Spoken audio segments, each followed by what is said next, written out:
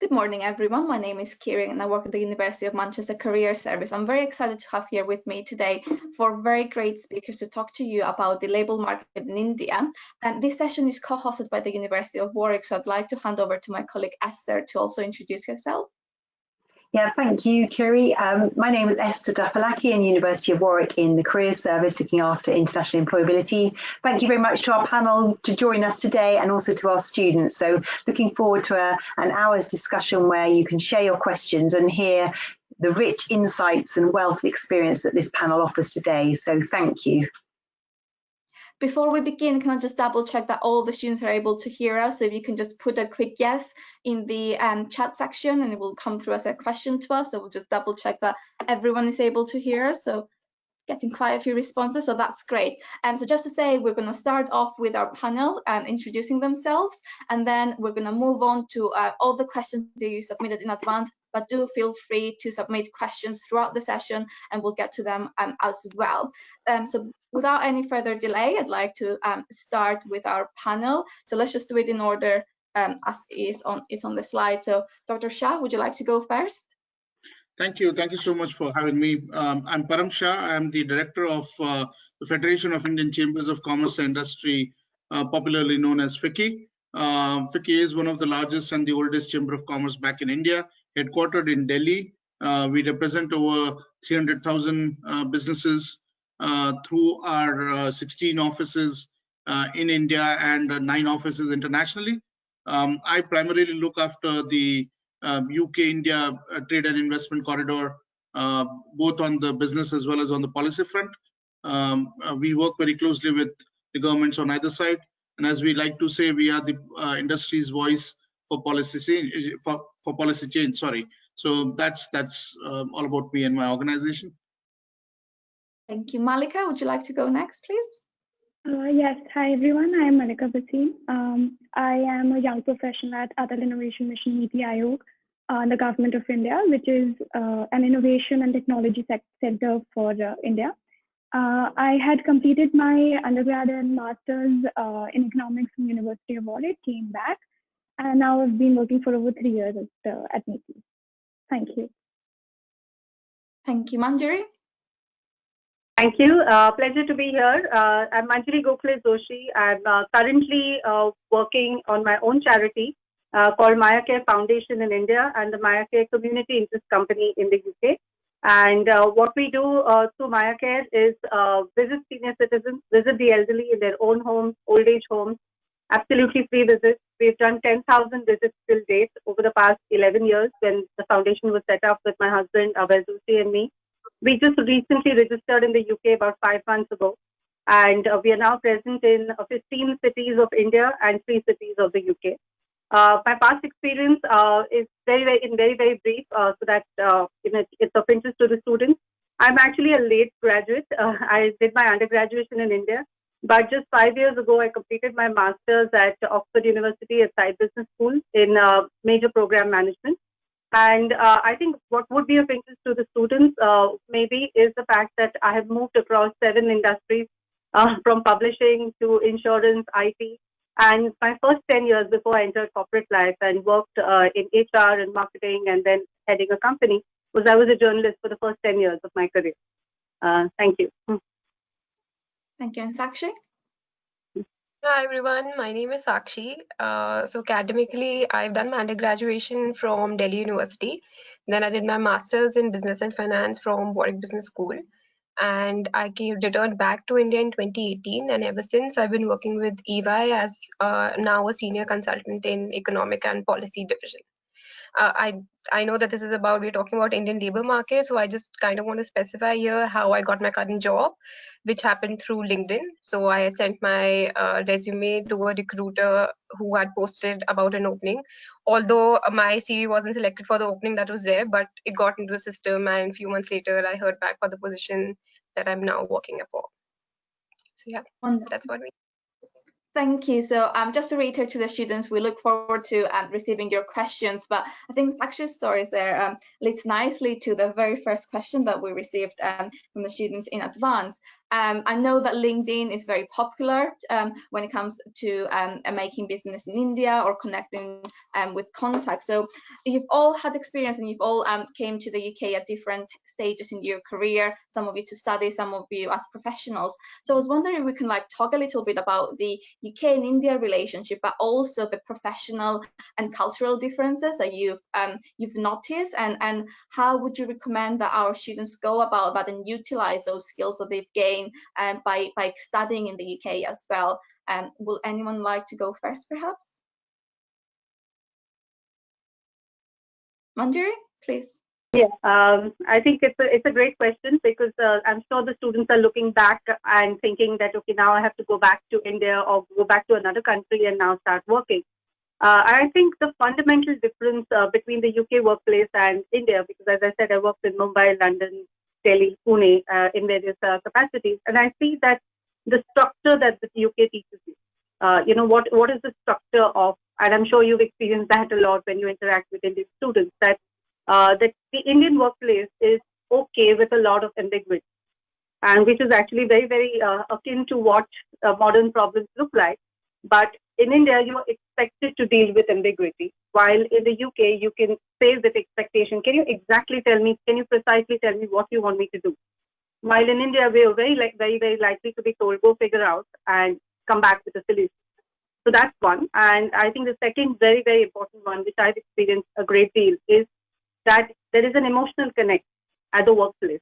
Very, very often you find culturally people, get together, they become close, they become friends. There's a lot of interaction after work, before work, all of that, which is not really expected so much. Of course, each workplace is different, but it's really not expected at the workplace in the UK. And the third is the fact that you can say no. In the UK, a lot of times it's 6 p.m., 5 p.m., whatever is the end of your work day, you say, okay, I'll do this tomorrow, or I'll do this on Monday. While in India, there is just this excitement about completing everything, taking unreal targets and trying to finish them. I'm sure I see a lot of nods, Dr. Shah, Sakshi, so I'm sure that's something they've experienced as well. Yeah. I have a lot to share on this because I still work with an Indian organization in the UK, and I also deal with the UK side. So that's the best and worst of both that I have. Just before we went live, I did mention, right, my first meeting this morning was at 5:30 a.m. And unfortunately, this was with the government department in India. And for them, the day starts, and that's about it. They don't worry about the time zone differences. But then, yeah, that's how it is. I had accepted this when I moved up here. But like you said, Manjiri, it was a very valid point that you made, because I moved up here about 3 years ago. And this was kind of a mid-career move for me because I was doing pretty well with my organization back in India. It's just that at some point, in your career, you feel that you're not adding value to your own organization. And that's when you go to your management and tell them that, I think it's high time for either for me to move on or to take up a new challenge. And the challenge that I was given was, why don't you move up to the UK and revamp the office here? And that's how I landed up here about 3 years ago. And as you rightly said, there is a huge difference from the culture standpoint. As you said, it takes time for them to open up here in the UK and talk to you. Whereas I still remember my first day in office, and my Secretary General, the first question he asked me was, how old are your kids? What do your wife do? What do your parents do? And all of it. And you can't take offense to it.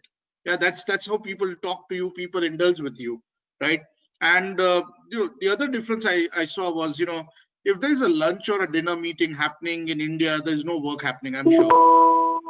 Whereas if there's a lunch or dinner meeting happening here in the UK, that means you are absolutely close to closing the deal with them. You're just about there. So that's a major difference. I initially, when people used to tell me, let's meet up for a drink or let's meet up for a lunch or a dinner, I used to be skeptical because I was not sure if it's going to help me close the issue. But then only to realize that if you break a bread with them, that's where it goes. It just clicks for you straight away. Sakshi? Both Manjiri and Param have talked a lot about the difference in working cultures. I sort of focus here on the process of, applying, because I think that's where my sort of experience lies here. So I think the major difference, I'm sure a lot of you must have already experienced or will experience in future, is that in UK, where it all happens online or it all happens via the company's portal, that you go on to apply for the jobs via the openings that are published or advertised on their websites or on LinkedIn perhaps. But in India, a lot happens via networking, that you would need to network to the employees of the companies, or generally you'd go via your contacts or things like that. So yeah, probably Mallika can add more to this. Yeah, I think what Manjiri, Param sir, and you said in specific parameters, I think that's all right. I'd just like to add that coming from the government background, there's a similarity between the UK application process and the government process. It's that there's a proper application form, and then you apply through it, you get a call for interview, and then that's how you move. But like Sakshi said, I've also been in the private sector in India. It's absolutely true. It's mostly on networking basis. So you really need to have your LinkedIn ramped up, your all your credits and everything on there, and take a proactive approach to kind of get to where you want to be. So like Sakshi said, she had sent out her CV to EY. I'm sure for other private sectors also you will have to do that. Yeah. Just on the point of social media, sorry, I know I'm speaking out of time on turn as well, but contrary to the experience of Mallika and Sakshi, I have a very different experience with LinkedIn. Back in India, LinkedIn was not something that people would connect and look up for you to understand who you are, what you do. In the UK, they actually look at your LinkedIn first if they have to give you a job. Unfortunately for me, it has been a very odd experience. I may not want to use a stronger word. Is every time there is a student who is asking to join my network, as soon as I accept the request, the next thing is, can I have a job from you? I would request you, please don't do that. You actually lost him on as soon as you send a message within few minutes of the person accepting your request. I agree to Sakshi and Mallika that yes, the job market is changing. A lot of jobs are happening through the post on LinkedIn, but it is not a job application process, platform. Please don't do that. Refrain from sending out such unsolicited messages to people saying, please give me a job. So because think of it, I get not less than 10 to 15 such messages in a day. So that has in a way stopped me from accepting requests from students, which is unfortunate, because I was an academic to begin with in my career, and I was more happy to help students. I still help a lot of students, but then as soon as the only reason you are connecting with me is the FICCI network, I think that's where a lot of employers might also not like it that way. Thank you. That's really helpful. I want to just return back to the idea amongst all four of you around networking, and I think Shah, you've raised a really interesting conundrum about the balance between using LinkedIn and then Sakshi and Mallika of using LinkedIn. So if you can imagine you're all a second-year student at university, you've got your eyes thinking, oh my gosh, right, I've got one more year coming ahead. What would be your advice in terms of then networking? And let's assume in a way that perhaps you don't know that you want to work for a specific company, but what would be your advice in terms of building and maintaining and developing your networks, and how would you go about it? I think being the oldest, I would be more than happy to, I'm assuming my age, and I don't want to comment on ages because I'm so happy with this panel to begin with. I must compliment the university, because this is the first panel ever that I've been on where I'm outnumbered, and I'm happy to be outnumbered to begin with. I'm happy to imagine that I'm a second-year student to begin with. One quote that I have used as a reference or a thing that drives me every day in my job is, your network is your net worth. If you look at my LinkedIn, even in the about section, I've just mentioned this line, because it's all about networking. If you grow your network in the right way, and if you can sell yourself and I'm not meaning in the literal sense, but if you can sell your abilities, your capabilities to the right set of people and network with them, I think that works wonders. If you are a second-year student, you don't know which company you're working at, use every networking possibility or opportunity that you might get to interact with people.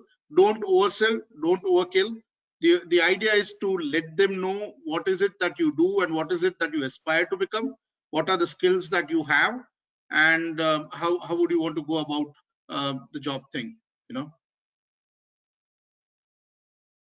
As a second-year student, I think it's a great idea that you've started thinking of your career right away and you've not waited for your third-year exams to get over and then think, now let me think. So it's great. But I have something else to say apart from social media. And I think it's more important for every student, and it's not just student, but even us, to first open our minds. And only if we open our minds can we look at leveraging networks for what they're meant for. Because, you know, in the past, we must have all met people and say, oh, he's not from my industry. You know, he doesn't do artificial intelligence, so I should not go there. Or, you know, he doesn't know chemistry. And that's not right. What did Dr. Shah just say? Because every person in the world it could help you potentially, and you could help them. So the first thing is to open our minds. And I think the best thing that this education must have given you or is giving you is exposure. You know, a lot of students who live in the same city they were born in and go to the same university don't have what you have, because you can now meet so many other people from across the world. So this is the time to use it. One more thing is just to be very, very responsible. When you network, when you use, whether it's LinkedIn or Facebook, and I do use LinkedIn a lot, and like Dr. Shah, I just get so many requests for so many different things. And when it comes to personal networks, I don't accept them because I'm going to be very careful about who I want on my personal network. But on the professional network, if it's an aspiring student or anyone else, I would accept it, but I would expect that person, and like I do, that person would expect to, to demonstrate professional ethics when they put up whatever they put up on their professional profile. What is the kind of experience they put in? What is the kind of interaction they have? And that's something I think every student needs to learn. And I'll talk later about the internships that we are offering, and some of your students have started participating.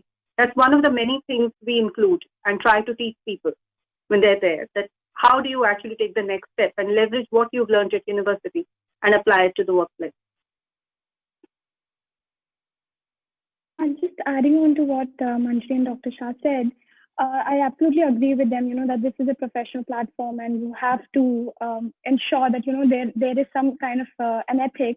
Coming to networking, it is something where the ball should not be dropped. If you just go out for a career phase, say, the career phase that happened, if you just go out and interact with them once, you can't expect them to remember you.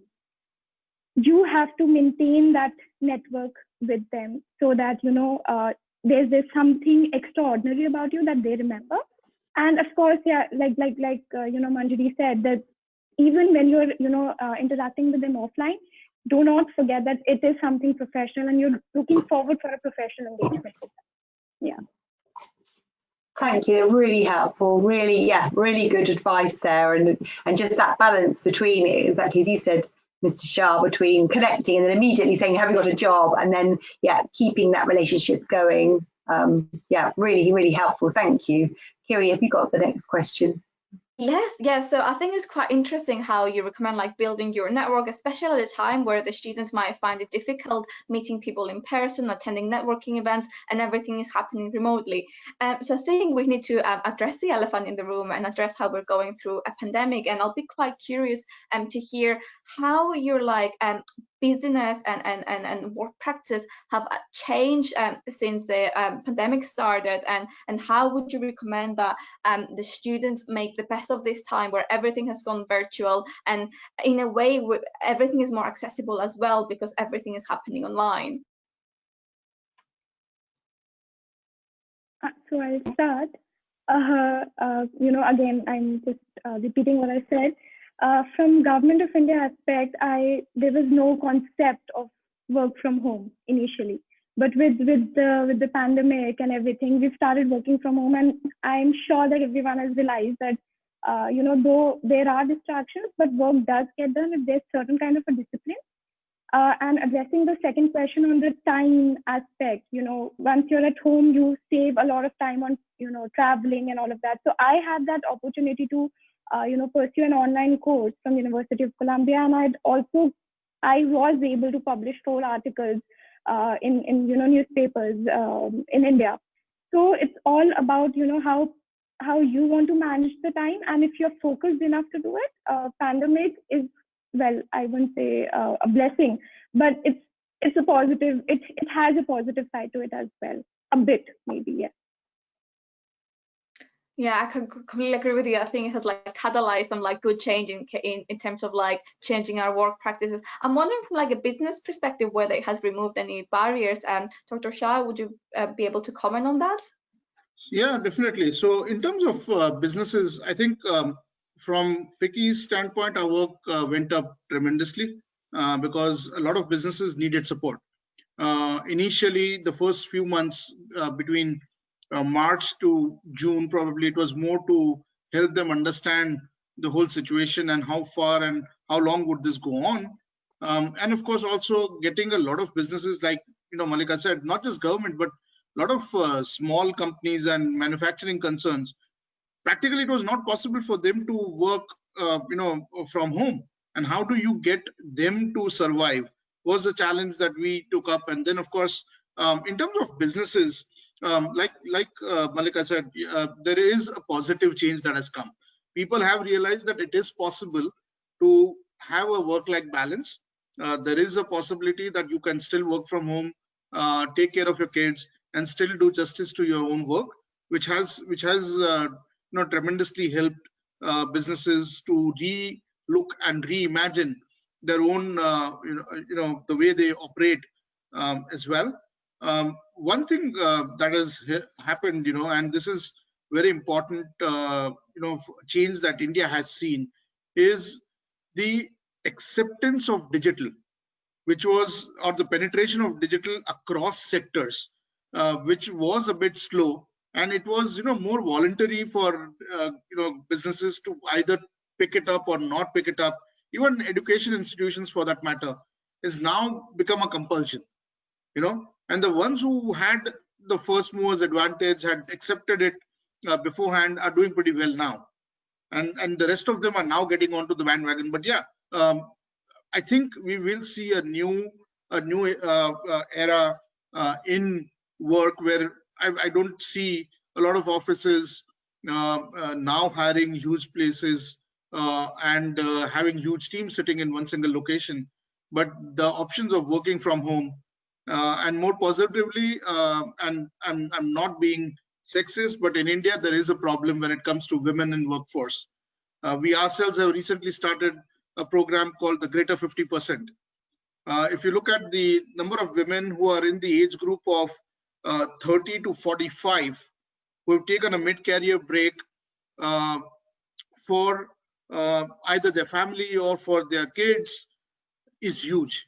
If that workforce gets added back to the Indian workforce, that would be a huge surge in the skilled manpower availability in India.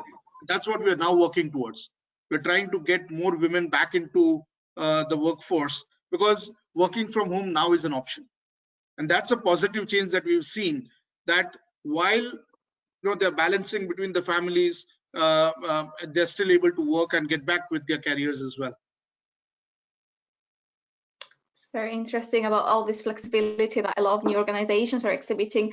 Sakshi, I'm wondering, you work at the big multinational organization, how was the culture before and how have the work practices changed, or have they changed at all? And would you say you're like more prepared as working in a big organization to deal with this better compared to perhaps a smaller SME?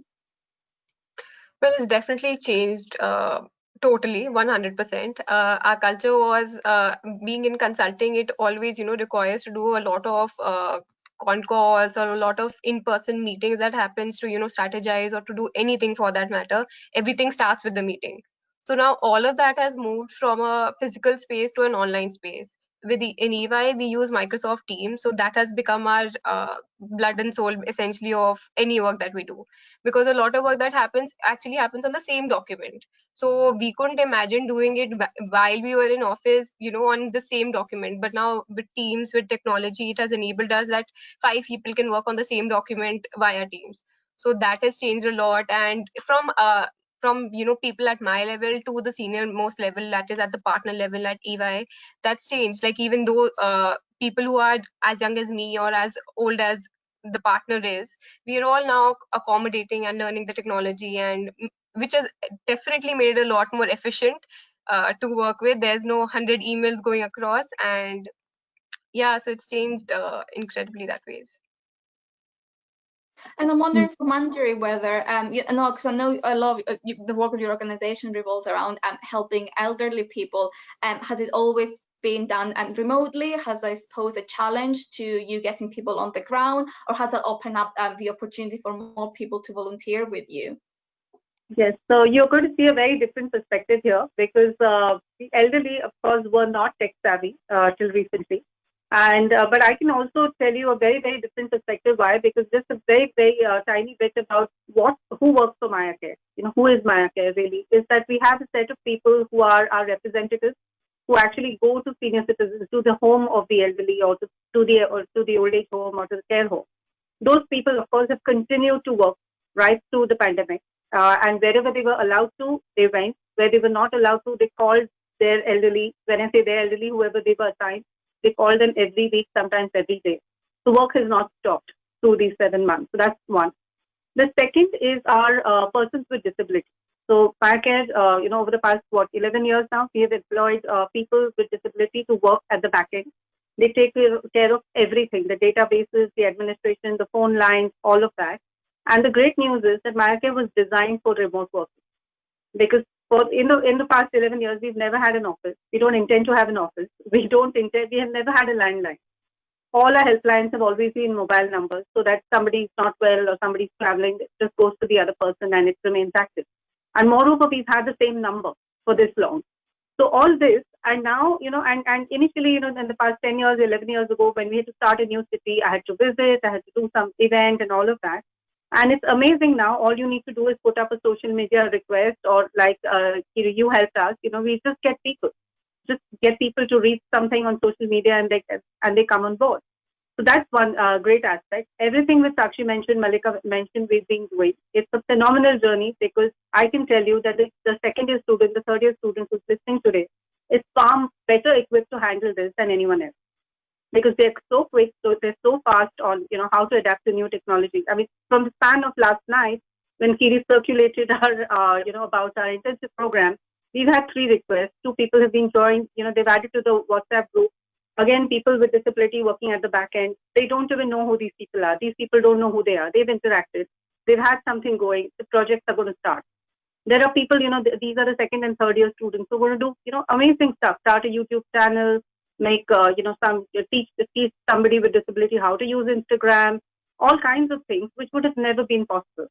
So all I can say is echo what Mallika is saying, that of course a lot of negative things have happened, and it's been a sad time for most people, but it's a very empowering time for persons, like Dr. Shah said, persons who, the only thing holding them back was, do I have to travel for now 3 hours to just get to work?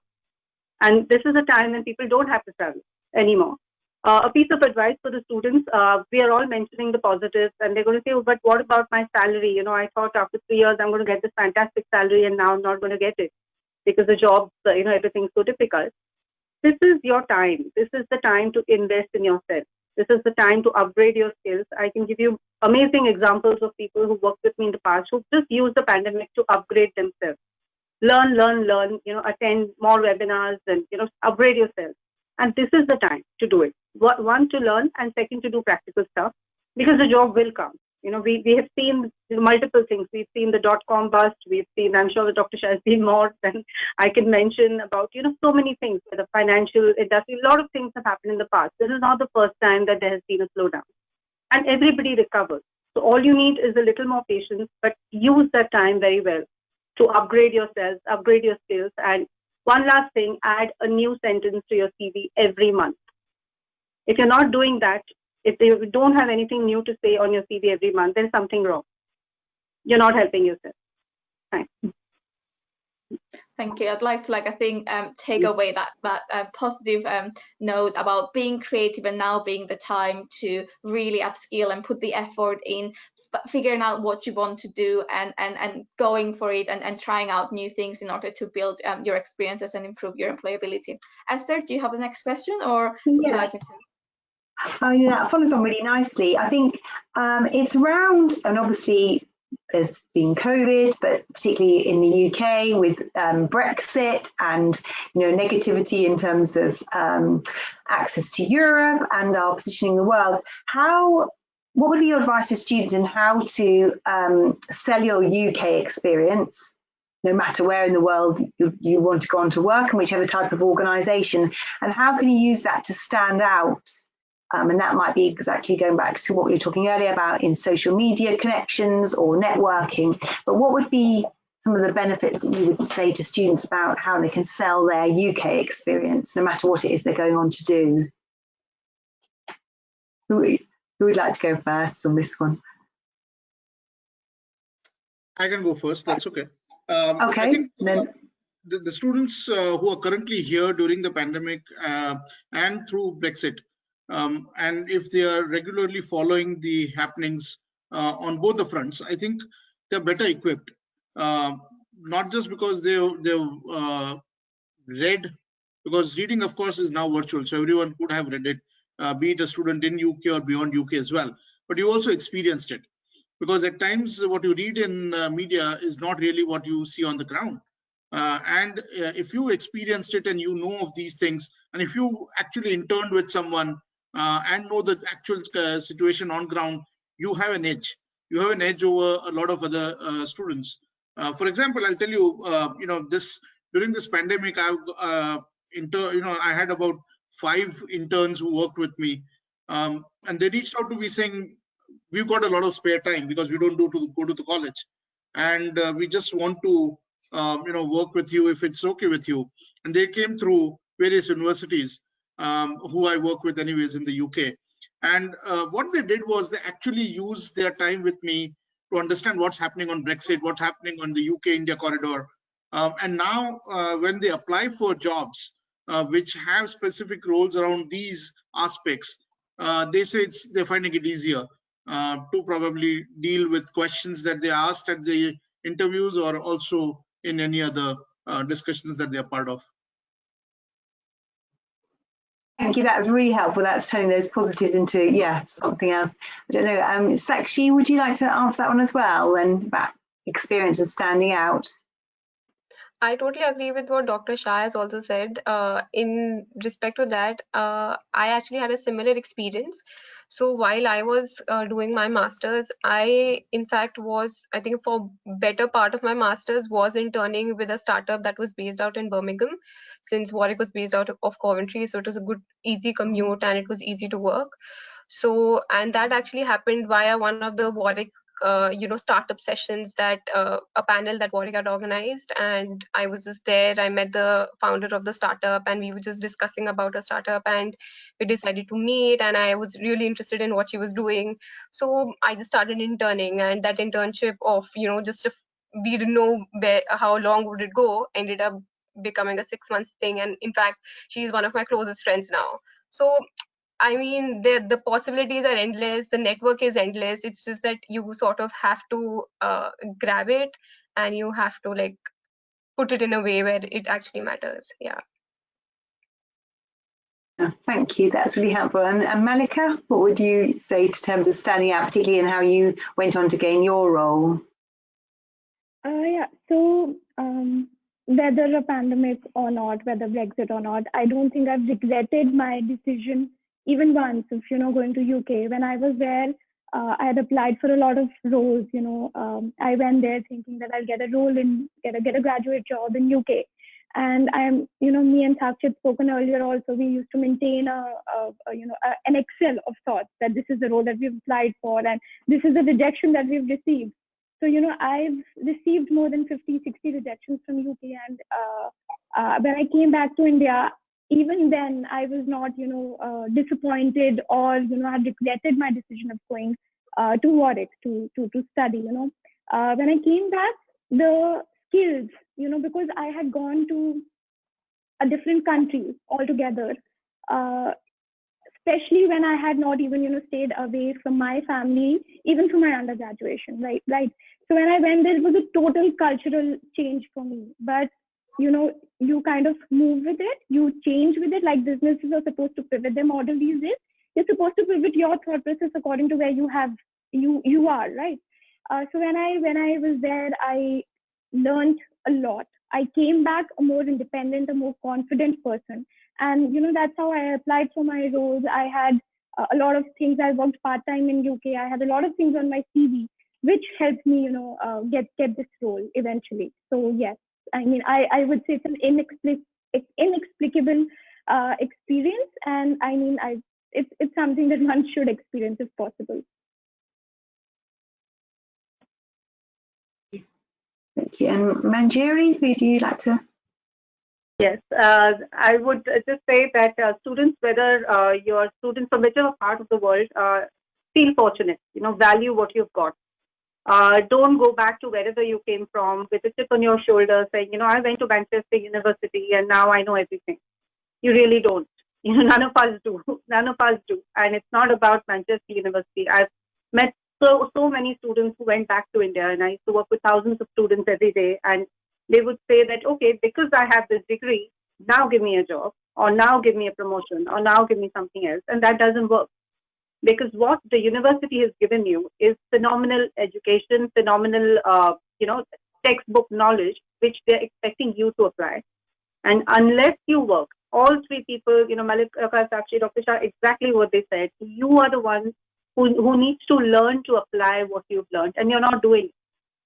So get rid of that chip on your shoulder. The quickest thing to do now is to get whatever internship, whatever job, what is the first thing that comes, grab it. Do not ever get into the cycle of, oh, is this worth my degree and I paid so much for my degree, so now, it's worth it, because every minute you spend at home doing nothing, you're wasting your life, you're wasting your time, and you're wasting the money you would have otherwise earned by simply upskilling yourself. That's all I have to. Thank you. Thank you. That's brilliant. I think since we're mentioning career opportunities, I'd really do like to circle back and maybe offer to our students some more practical examples about returning back to India and how they can get on the professional ladder and access their first careers. I'm wondering whether Mallika and Sakshi specifically will be able to offer their perspective as recent graduates about what the application process is like, any tips or tricks about writing a successful CV and making an impression to our employer. What do organizations want to see from you in general? And then you're all more than welcome to chip in with your opinions.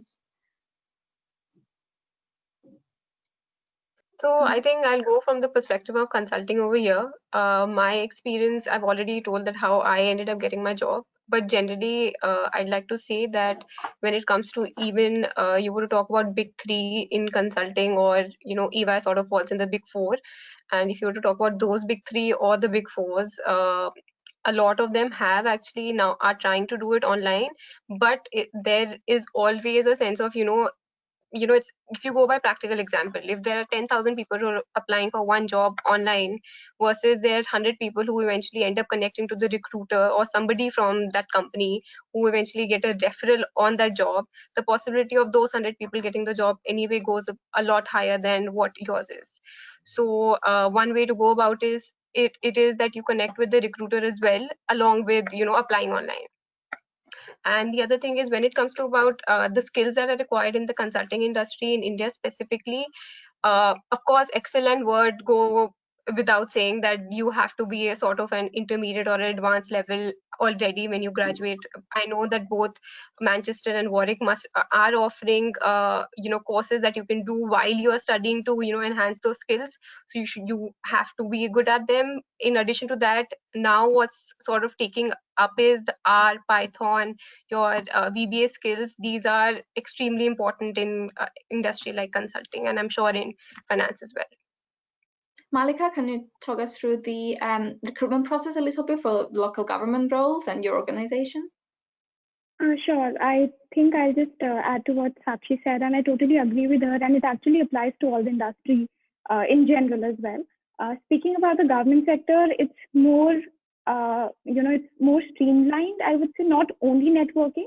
Of course, networking is a part and parcel of every role that you get. But for government, it's just similar to what UK is. You go to the website of the government, you apply for the positions, you get a call for the interview. When you're applying just after your graduation, they don't expect you to have practical knowledge of each and everything. What they're looking for is what you've done and how are you planning to put it and benefit the organization and yourself, of course, both the things. Because with you, the organization grows. So when I came back, I worked with a boutique firm for about a year, and I applied for my role at NITI. It took about 7 months, but yes, it did pay off in the end, and I joined. So it was a simple process. I applied for the role, uploaded my CV, uploaded the documents, and I was called for a quick interview. It was a 5-minute interview in my case, but generally the process goes up to 20-25 minutes of 2 to 3 interviews. So it depends upon what kind of an organization you're applying to.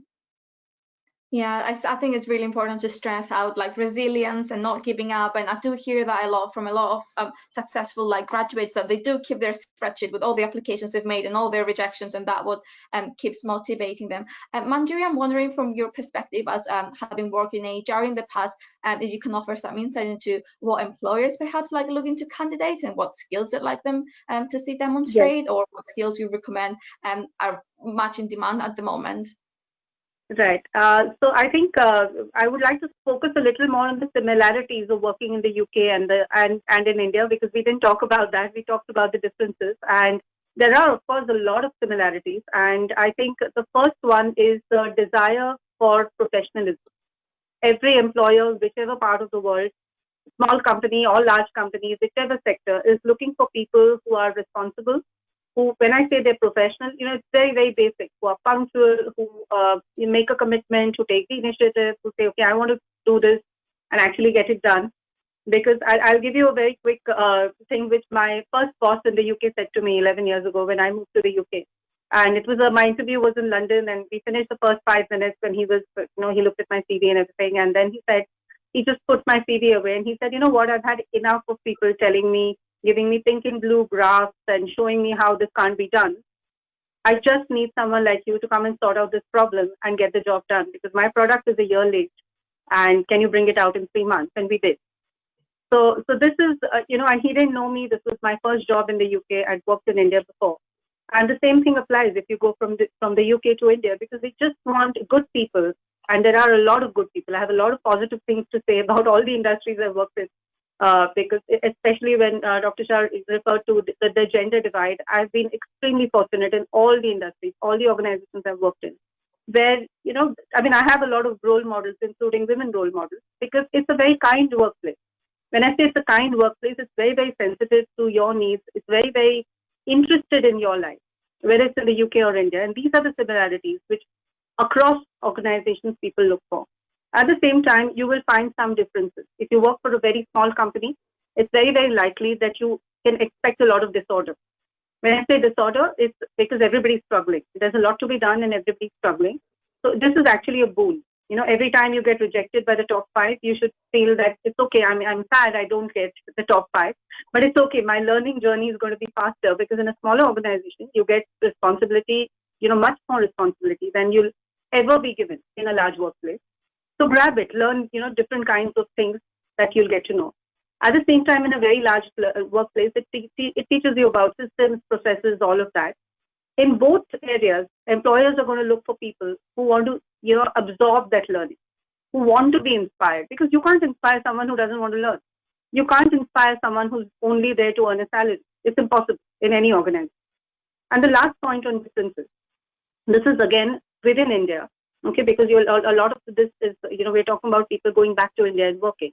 If you look at the range of industries, and I'm sure Dr. Shah experiences this every day among the various companies he's working with, At one end, you have the manufacturing sector, the old world economy kind of companies who are still very traditional. I remember being in training programs where I'm the trainer, but among 60 people, I'm the only one of my gender.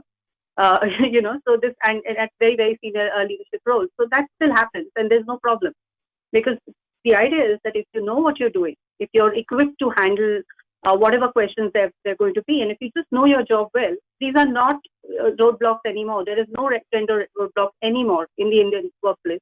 So don't be afraid of that. So, but at the same time, you need to be very, very careful about the culture. When I say culture, it's not about Indian culture. It's about the company culture, the industry culture, what's acceptable, what's not, which is what I mentioned about the chip, on your shoulder. You can't go there like that. While at the other extreme, you have the other industries. You have media, IT, business process outsourcing, consulting, like Sakshi said. All those who have very, very evolved. I mean, honestly, if you work for a GE Capital or an IBM, you could be in any office in the world. There's really no difference anymore. Wonderful, thank you. I think it's really important to highlight the importance of demonstrating an interest in the role, a willingness to learn, and generally commercial awareness. Dr. Shah, we do have quite a few students from India specifically who do have like a very entrepreneurial spirit and do want to set up their own companies, especially as a way of like remaining in the UK. I'm wondering whether you have any tips for them. Whether is this the right time for someone to be setting up an organization, and perhaps what personality traits would you say they will need in order to successfully establish a good commercial organization with good trading links either with the UK or back with India? Believe me, the person who's asked this question has read my mind. I was going to say this, why are we anyways talking of looking for a job? Why are we not talking of starting on your own and becoming a job provider rather than a job seeker?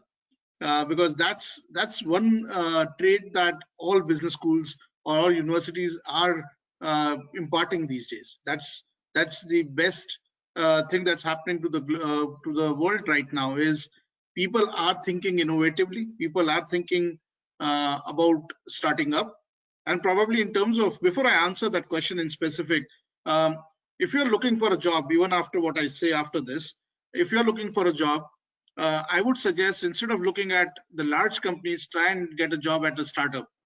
You will learn more, and not to mention earn more as well. I have come across instances where startups are paying much better salaries as compared to established companies, because established companies will always negotiate with you.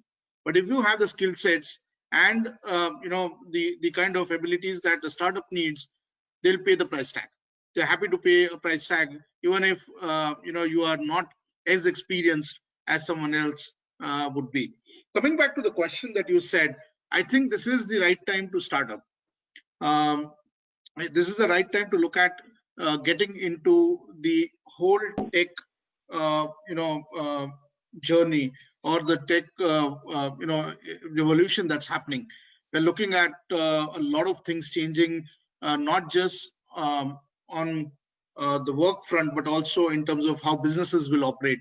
I interestingly, I was reading an article last week, and it said about 50% of the jobs that we might see in 2025 and 2030 don't exist today.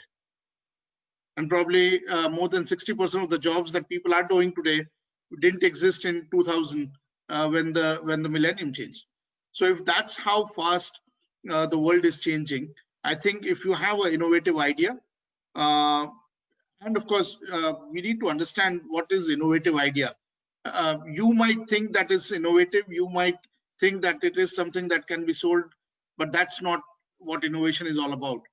Is there a need for that innovation in the market? Is it something that people, and I'm sure Mallika, working with the Atal Innovation Mission, would have more to add on this. If the innovation that you have or the idea you have is what the world needs, I think sky's the limit, and you could start up. In terms of traits, amongst all other traits that an entrepreneur should have, one trait that I would want the younger students that are part of this call is patience. If you're starting your business now, patience is the key. If you can stay in the market for about 3 to 5 years be it UK, be it in India, I think your business will survive and do great. Thank you for your lovely insight. Esther, I'm just a bit conscious of like time, so I was wondering whether we can ask perhaps the very last question and then sort of like tie it in with some closing thoughts from all of our panelists. Yeah, no, I know. 1 minute it was 20 past, and I was like, oh my goodness. I think my last question is going to be not a question, but actually, what's the one thing that you would like to share as each of you as a panelist? I think quite often we direct you into questions, and you're thinking, oh, I really want to talk about this area. But what's the one thing that you'd like to share today that wraps up the session as well? So I'll put myself on mute, and Manjiri, would you like to go first? Yeah. The students, I never get asked this, so it's great. Thanks, Esther, for asking. Is that, what is the difference between excellent and outstanding? A lot of times you will get excellent marks, but you're really not outstanding.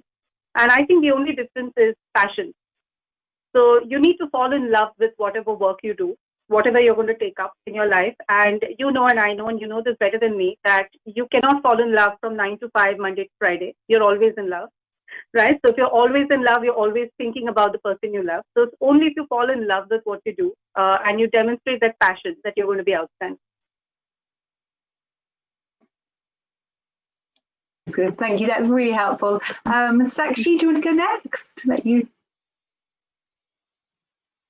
I just sort of want to add out of my experience that something that I know that I could have done more but probably didn't was that just expose yourself to, just try and expose yourself to whatever that may come your way. Don't push anything away. There's something that you learn from everything.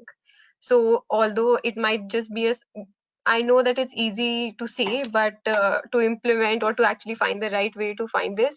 But I know the universities are already offering you a lot of things, but you sort of get, stuck between your academics or your social life, and you don't get to experience anything else except for either of these two things. But trust me, there's a lot more. So make full use of whatever time you may have left at the university. And I know even post you graduate, both the universities offer great services with respect to careers or just to network with alumni. Make use of all that. Thank you. And Mallika, yeah. Yes, so I would just like to say, I'll just add to what Manjiri and Sakshi said, and I totally agree with them. Passion, of course, and like Sakshi said, don't push anything away. So what I would say is that, while focusing only on one thing, I did let go of a few opportunities. What I would have done is would have taken those opportunities, maybe failed in one of them, but recovered. So my advice would be fail, but recover faster. So don't let go of anything. Yeah. Thank you. And Dr. Shah. Yeah. I have rather than one, I wanted to leave them with two thoughts. One is going by what Manjiri said earlier and Sakshi just mentioned about learning. Believe me, if you are a lifelong learner, you will achieve more. I have never stopped learning in terms of taking up either a course or learning from people who I work with. For example, one of the interns who was working with me, he was excellent at Excel. And, as an academic, I used to use a lot of softwares and Excel myself. But over the years, because I've not been using it, probably I lost the touch. I asked him, would he be kind enough to teach me this whole thing all over again? And I sat with him as if I didn't know Excel, how to open an Excel sheet from there to the end. Believe me, it was a very different experience altogether. All my academic qualifications, or even what I'm doing now. For example, currently I'm doing a course from Harvard, which is talking about how do you take an idea to market. Because I'm working with a lot of startups. And the way I do it is every time I'm involved in something that I do, I want to learn more about it. I want to be more aware about it, both from an academic as well as a commercial standpoint. And that's what I do. That's how I did my 3 masters, my PhD, and all of it. I kept on challenging myself by going to an academic program relating to the work that I'm doing. And that's what's helped me over the years. The last thing I wanted to say is ask yourself a question why every time you do something. If you're applying for a job, ask yourself a question why. Is it just because that's the only job that's in the market that you think is available? Or is it that that's something that you want to do? And this is coming from what all the three speakers previously said, the passion. The passion will only come when you ask yourself a question, why am I doing this? And that fire in the belly, if it's gone, believe me, you won't want to continue with something. So just ask yourself that question.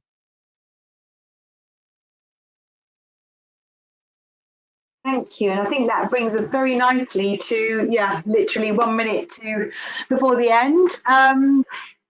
Thank you very much to our panel for joining us today. Can't thank you enough. I've been scribbling down lots of notes, the richness that you've shared, and I love the phrase, don't push anything away. And I think no matter where you are in your career and how old you are, I'm certainly going to be embracing that and taking that on board. Thank you very much to our students for joining today. I appreciate you've had a lot of online learning, socialising and everything else in between. So thank you very much for your commitment today. And we have got the recording that we can also share out afterwards. Kiri, would you like to say anything? Yes, just to say thank you so much to our fantastic panelists for sharing their insights today and for taking the time to be with us here today. Lots of messages coming through the chat now from the students, thanking you as well. Just to reiterate to the students, the recording will be sent to you later today and will also be uploaded to the University of Manchester YouTube channel. So make sure to go and check it there. And then just to say the highlight for me today was that our network is our net worth. I think I will take that phrase and just probably write it on my wall and keep it there for me to look at every day as well. I've learned so much today, gave me lots of food for thought, and thank you so much once again for joining us today. I think it was really valuable to all our students. Have a good day, everyone, and hopefully thank you for having us here. Thank you very much. Thank you. Have a good afternoon. Bye everyone. Bye.